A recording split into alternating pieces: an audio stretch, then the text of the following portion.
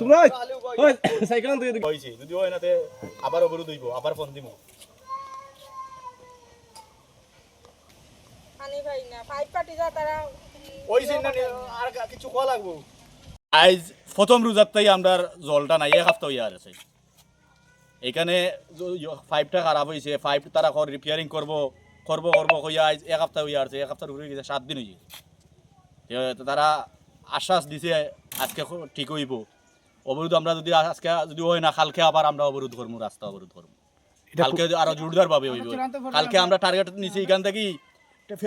tin দিলাম ঠাট্টা একবার টিনের বেড়া দিয়া দিমু যাতে আর এইবার দিতে পারতো না তো এটা কোন গ্রাম পঞ্চায়েত এটা হইলো সিনাতপুর 5 নম্বর ওয়ার্ড আশ্বাস যে দিছে মানে কে আশ্বাস দিছে আশ্বাস আরজান আলিয়ে দিছে না আরজান মেম্বার যে আরজান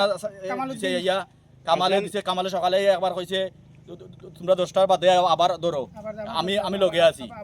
এসে হেওয়াড়া কোনো আইসিও নাই সাইডেও আইছে এই যে এই এক সপ্তাহ ধরে জলটা নাই আপনার এখানে পানীয় জল নাই এই ব্যাপারটা কি আপনার স্থানীয় পঞ্চায়েত কিংবা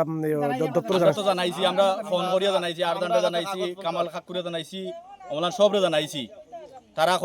খালকে হইব ফরসু হইব এরকম কইয়া এক সপ্তাহ গেছে এটা লই আমরা ডিডব্লিউ অফিস পর্যন্ত গেছি এটার কাগজ পর্যন্ত আমরা আছে আমরা দরখাস্ত লইয়া গেছিলাম 15-20 জন মেলুক লইয়া গেছিলাম যাওয়ার পরে তারা কইছে যে এটা ঠিক করে দেওয়া হইব